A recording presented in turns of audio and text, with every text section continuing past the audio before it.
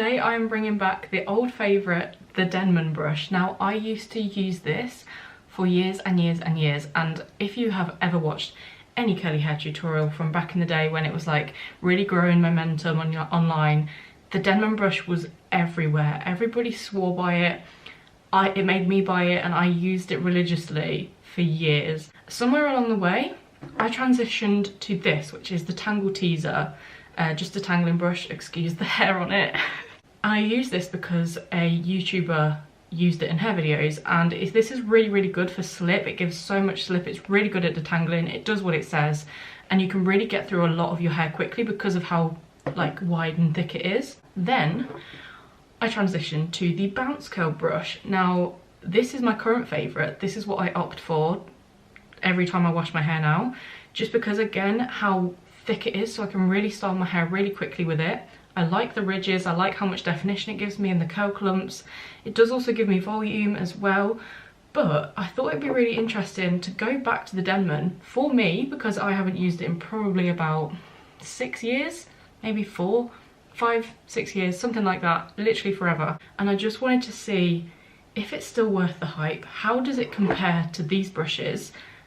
And is it going to give me any better results than these brushes now? Like, will I want to go back to the Denman? Who knows? I'm literally going to style my hair in the exact same way as I usually do. So first I'm going in with my oil, and this is literally just from Tesco. It's the Argan Oil of Morocco Extra Penetrating Oil. And I go in with quite a lot of this for each side of my head. I had a comment say whether I feel like the oil gives me lots of build-up on my hair. Personally, I don't, because my hair needs that moisture, it needs the oil.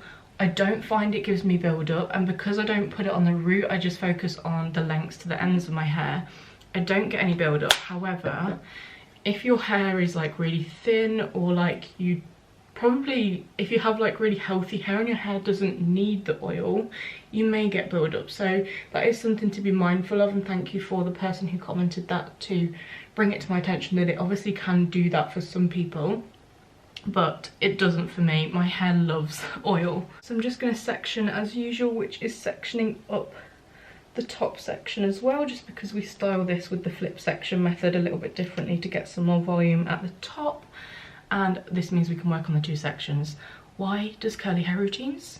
Styling your curly hair, make your tops soaking. The next product, which is my leave-in conditioner, is the Blueberry Bliss from Curls. I love this. If you do have any other curly hair leave-in conditioners though, let me know in the comments. I really would love to try the Curlsmith ones. I've never tried those. I really haven't ventured out in a long time from my leave-in conditioner and my mousse. And it is credit to the products, like it does show that I really love them because I haven't changed them in so long.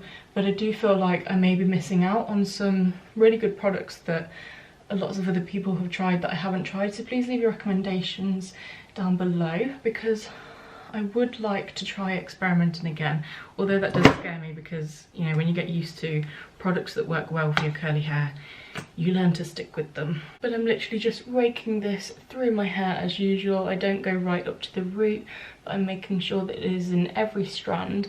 And you want to make sure it's in every strand because of when we brush style, you really want a lot of slip in there. So make sure that you're using a leave-in conditioner with a lot of slip, especially if you're brush styling, because you don't want any snagging, you don't want any breakage. You want the brush to go through your hair smoothly. So now it's on to brush styling, and I do style the back of my hair first. So I'm just sectioning it at the back and then sectioning it into horizontal sections. I do have a video on this, I'll leave it in the description and in the iCards, of how to style the back of your hair to not get a gap down the middle. But I'm going to go in with the Denman brush now, and I'm just going to do what I would usually do, which is brush through. I brush through the section and then I style, and I'm going to place my fingers on the hair. I'm going to be able to show you this more easily in a section at the side, but I'm literally doing what I would normally do, which is just working on a small section, taking the brush through, combing through, and then styling.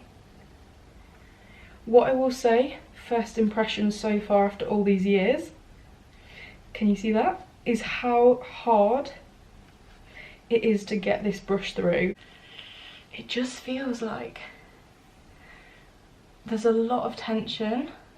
We want to be pulling it away from the scalp as well. Don't like brush down, we're pulling it away from the scalp.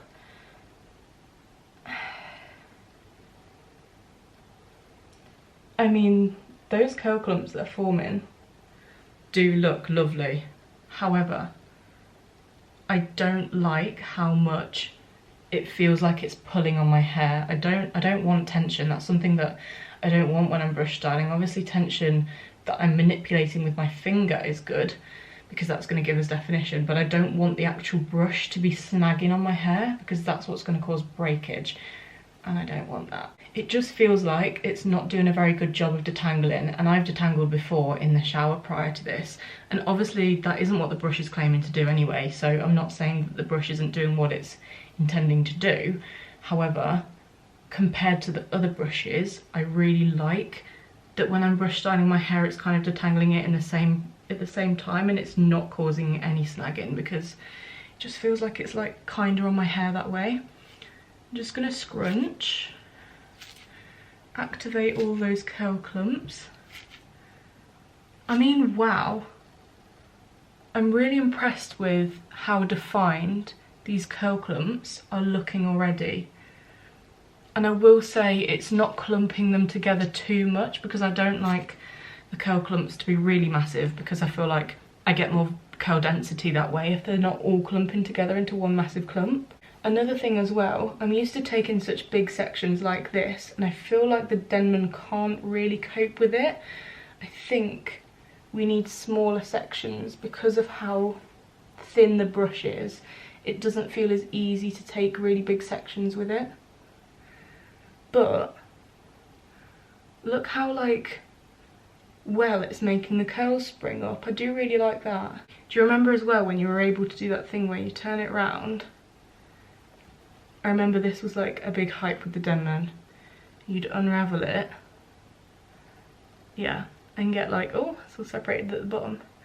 Get like a perfect curl from it. Now moving on to the top section, just taking my leave-in conditioner again, and I'm just going to rake this into the top. I always style this section separately, mainly because I want volume, so I want to do the flip section method, but also because I have a fringe, and even if I don't have a fringe, I like to really focus my attention on the front pieces because they're the most visible. But so let's start the flip section method, which is literally taking one of the sections. Now see, normally my brush easily goes through this, and I don't think we're going to have that.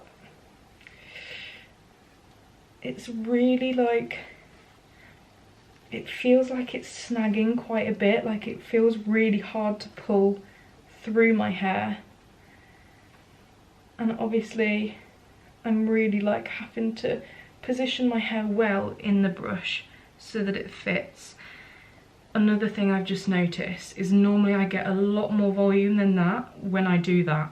If you've seen any of my other videos where I do the flip section method, when I do that piece of hair, this here, this lift that I get at the root there, is normally quite a bit bigger than that I've just created there. Again, brushing through, maybe if I hold some tension. Got a bit more volume on that one, I think, but still not as much as the other brushes.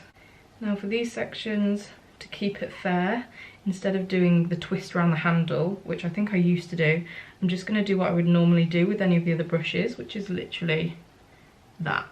And oh my god. Did you see how that all just clumped together? I don't think I like that because that's such a big curl clump. This is the stage where you go in with either a gel or a mousse, and mine is a mousse, and it is the John Frieda Frizz Ease Dream Curls Mousse. I love this. I say it in every video. It is the best. Just take the mousse. I'm literally just doing it the same as every other curly hair routine. Just pat it in and then scrunch.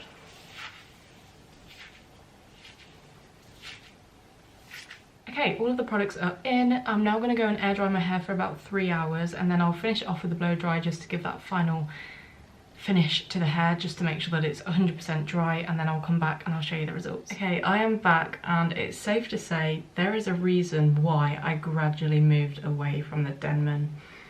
Now, I don't hate it. I do not hate it, and I don't think the difference is drastic. Do not get me wrong. There is a time and a place for the Denman, and many people may still love it, but she's not the one for me anymore. The curl pattern is okay. There's quite a lot of pieces where it's really quite limp. Like, what is that? What is that? What is that?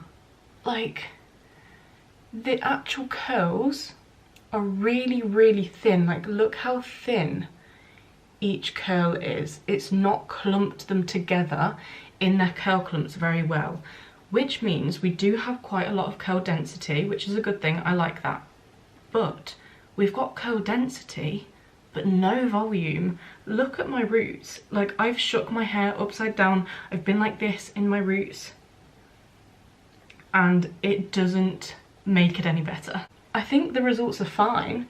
Like, we have got quite a bit of definition, you know, but no, it's not for me. And like, they're just really thin, and like, what is that? And honestly, I've done nothing different in my routine, in my drying, in my styling, than simply use the Denman brush, and they're just really, really thin, which if you like that, it might work really well, but I cannot seem to get enough volume at the root.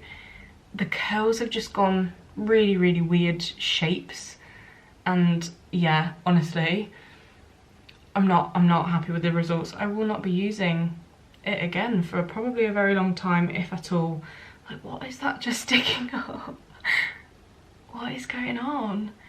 And alongside the results, like these results that I've got, I found using the brush was so much more, like, there was so much more tension in the brush, so much more room for snagging and breakage, and that is something that I really do not want, especially when I've got the alternatives like the Tangle Teezer or the Bounce Curl brush that give me so much slip, and it's so smooth to brush through the hair.